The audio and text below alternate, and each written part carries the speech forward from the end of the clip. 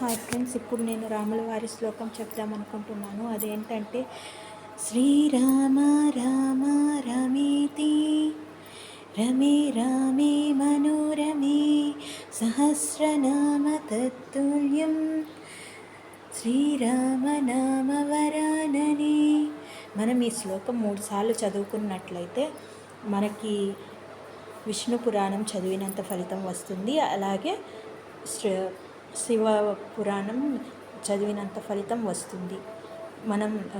మనం రాముడి విష్ణుమూర్తి మొదటి అవతారం, పూర్తి అవతారం శ్రీరాముని అవతారం. తండ్రి మాట జవదాటని కొడుకుగా, యుగ పురుషుడుగా మనకి రాముల వారు కనిపిస్తారు. ఈ రామనామం సర్వ పాప వినాశనం. ఏమైనా మిస్టేక్ చెప్పి ఉంటే ఆ శ్లోకంలో నన్ను క్షమించండి. నేను ఫస్ట్ టైం చెప్తున్నాను. సో అందరికీ హ్యాపీ శ్రీరామనవమి. అందరికీ శ్రీరామనవమి శుభాకాంక్షలు.